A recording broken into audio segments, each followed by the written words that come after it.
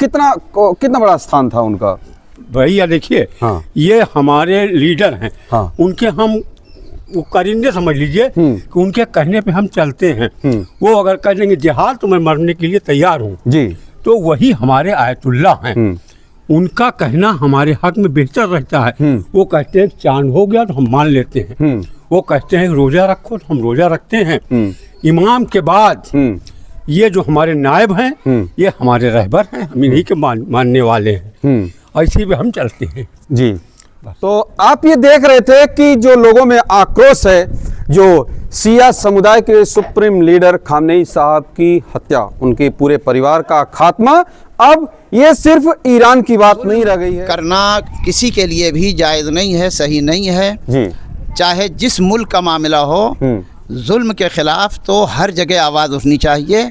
और मज़लूमों को सताना, मज़लूमों पर जुल्म करना, शरीफों को मारना, ये बिल्कुल नाजायज़ और गलत है। इस्लाम भी इसकी इजाज़त नहीं देता है। क्या नाम? देखिए, हमारा नाम बहारुल हसनैन है जी। ये सदमा जो हम लोगों को मिला है कि इमाम खामनेई साहब का बहुत बड़ा सदमा है। हाँ। इसमें सारे अहले शिया रो रहे हैं। और अभी कुछ मोबाइल में ये भी आ गया कि वो जिंदा हैं। बड़ी खुशी की लहर दिल में बैठ गई कि हाँ ये जिंदा हैं। हो सकता है कि अल्लाह कोई मौजज़ा दिखा दे।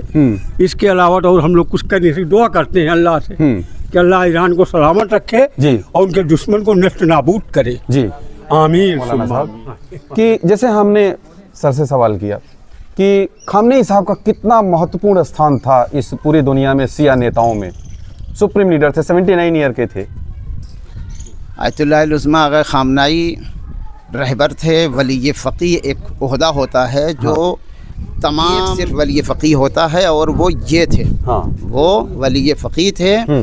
और आयतुल्लाह उज़्मा आगा ख़ुमैनी के बाद जी। पूरी दुनिया में जिस तरह से वली फ़क़ीह की हैसियत आगा ख़ुमैनी की थी, उनके बाद वली फ़क़ीह की हैसियत से आयतुल्लाह उज़्मा शहीद खामनेई थे।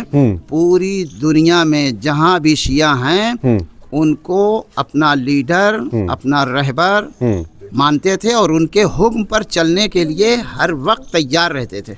जी। तो दुनिया में जहाँ भी शिया समुदाय के लोग रहते हैं, बच्चा बच्चा खामनेई साहब को सुनना चाहता था और उनके दिए हुए आदेशों को मानता था।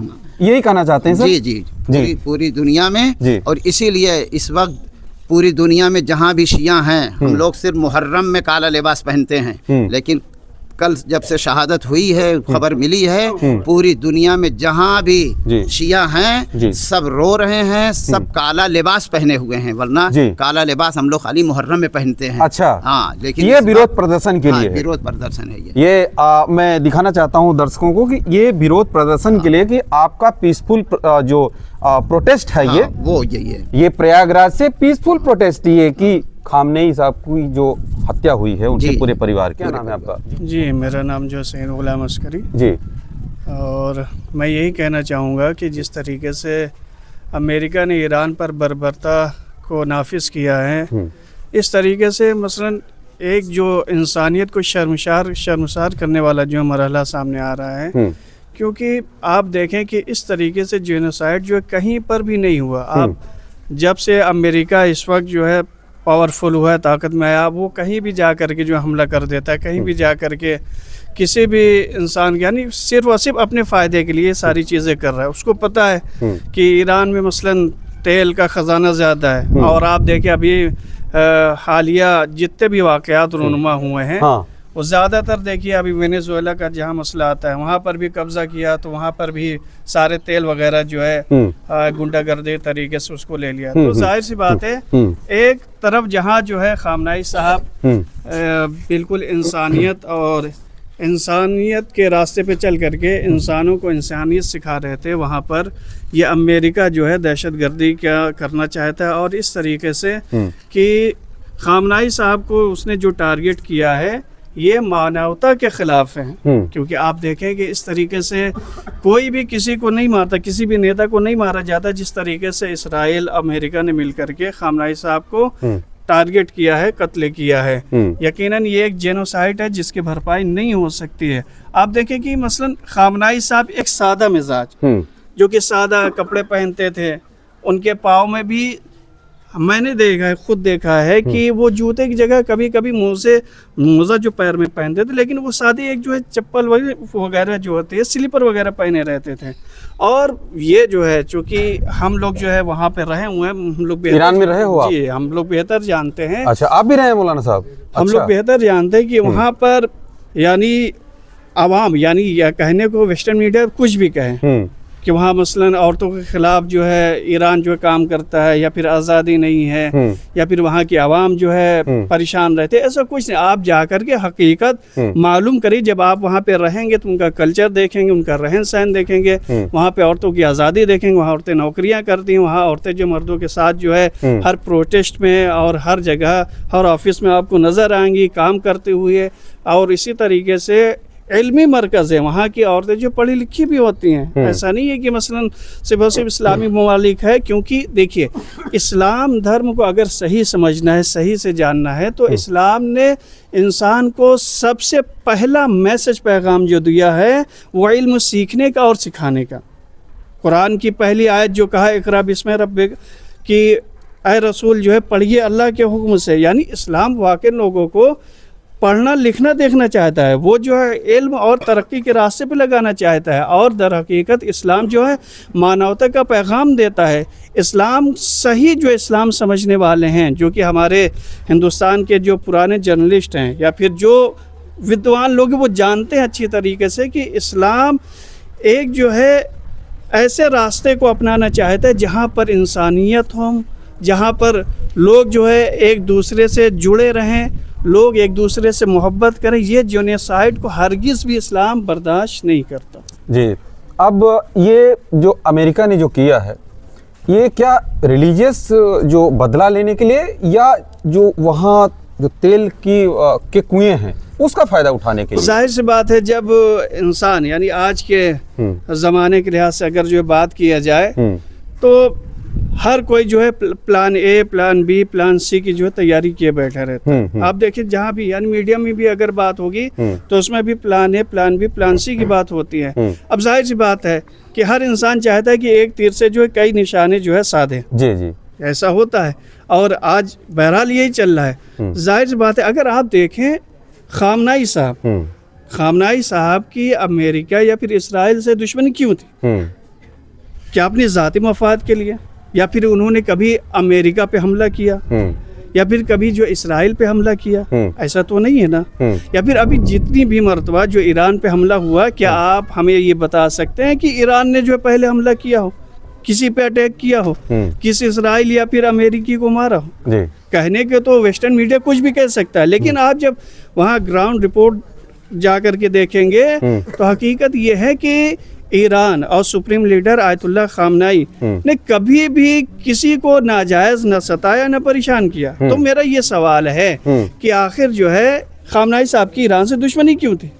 आप ये देखें कि खामनाई साहब हमेशा जो है वो मुस्लिम ममालिक की जो अमेरिका की गुंडागर्दी की वजह से, इसराइल की गुंडागर्दी की वजह से परेशान थे, उनका सपोर्ट करते थे। मसलन फ़िलिस्तीन, गाज़ा के लोग, यानी जैसी तस्वीर जो निकल के सामने आ रही है वाकई हैरत में डालती है कि रमज़ान का पाक महीना चल रहा है, वहाँ पर छोटे छोटे बच्चे, उनके पास खाने के लिए कुछ नहीं है। क्या दुनिया वालों को हो क्या गया है? क्या इंसानियत वाकई नहीं बची है? क्या हमारे आंखों में शर्म का पानी मर चुका है कि हम जो है इंसानियत और मानवता को बिल्कुल एक तरफ रख करके जो ज़ाती फ़ायदा हो वो अपने मफाद के लिए झुक जाए? आज देखिए जो है ईरान पे जो अमेरिका और इसराइल ने हमला किया है, उसको कंडेम करने वाले शायद 2-4 मुल्क के अलावा और कोई नहीं, सब जो अमेरिका के साथ खड़े हुए हैं। या आखिर क्या पैगाम, क्या मैसेज देना चाहते हैं? ये दर हकीकत एक तरीके से कि जिस तरीके से पहले बादशाह होते थे, सबको गुलाम बना के रखते थे, तो आज भी अमेरिका ये चाहता है कि लोगों को गुलाम बना करके रखे। ठीक है, तो एक जो ये दुश्मनी कि जाहिर सी बात है सुप्रीम लीडर जो है हमेशा जो फ़िलिस्तीन और वहाँ के जितने भी पसपा मुसलमान थे उनका सपोर्ट करते थे। एक जो इसराइल को ये खटक रहा था, क्योंकि ईरान जो इस तरीके से अगर सपोर्ट करेगा तो हम जो है कभी अपने मकसद में कामयाब नहीं होंगे, क्योंकि उनका जो है ख्वाब है ग्रेटर इसराइल बनाने का। आप देखिए वो कभी कभी नक्शा भी दिखाते हैं, तो उसमें अरब ममालिक के बहुत सारे खित्ते भी आते हैं। सऊदी अरब का भी शायद कुछ हिस्सा भी उसमें आता है। उसके अलावा जो है जॉर्डन है, मिस्र है, और फिलिस्तीन का काफ़ी एरिया है, लुबनान का एरिया है। एक जो है ये उनके नज़र में जो प्लान था कि अगर इस तरीके से ईरान जो है सपोर्ट में खड़ा रहेगा तो कभी ग्रेटर इसराइल नहीं बन सकता। जी। दूसरा जाहिर सी बात है कि इस खामनाई साहब एक जो है इंसानियत के लीडर थे, मानवता के लीडर थे, तमाम दुनिया वालों के जो इंसानियत पसंद थे उनके लीडर थे। और वो जानते थे जब तक खामनाई साहब मौजूद हैं ये कभी अपने ख्वाब को पूरा नहीं कर सकते, क्योंकि 12 रोज़ा जंग अगर आप देखें जिस तरीके से शुरू में हालात जो तेज़ी से इसराइल जो है बदल रहा था, लेकिन जैसे जैसे खामनाई साहब ने 12 रोज़ा जंग में खुद जो है कमांड संभाली, जैसे कि मैंने सुना है ईरानी मीडिया के हवाले से, बाकायदा खुद जो है खामनाई साहब वार रूम में मौजूद थे और कुरान की आयत पढ़ करके बताते थे कि अब जो है इतनी मिसाइलें मारो। तो उसका नतीजा, उसका रिजल्ट जो बहरहाल दुनिया वालों के सामने है, आपने जो खुद देखा। तो जाहिर सी बात है कहीं ना कहीं जो है खामनाई साहब ये वेस्टर्न जितने भी कल्चर के लोग हैं, नेता हैं, उनकी आंख में जो चुभ रहे थे। तीसरा जो है गल्फ कंट्री आप देखें कहीं ना कहीं इनमें इन्वॉल्व है। वो ज़ाहिरन जो है खामनाई साहब का साथ देने का हमेशा जो है ऐलान करते थे, और अब्बास अरागची जो विदेश मंत्री उनसे बात भी किया, लेकिन अंदर अंदर जैसा कि टाइम्स ऑफ अमेरिका ने ये बाकायदा जो है बताया कि मतलब सऊदी प्रिंस ने खुद कहा जो हमला करिए। तो कहीं ना कहीं ये एक तरीके से एक जो है लोगों ने, यानी अमेरिका ने और इजराइल ने और वेस्टर्न कल्चर के कुछ लोगों ने और इसी तरीके से गल्फ के कुछ दगाबाजों ने बाकायदा एक जो है मुहिम चलाई कि खामनाई साहब को कत्ल करो, नहीं तो हम अपने मकसद में कामयाब नहीं होंगे। तो जाहिर सी बात है खामनाई साहब को मारने का प्लान ही यही था, क्योंकि इससे पहले भी कई अटैक कर चुका था।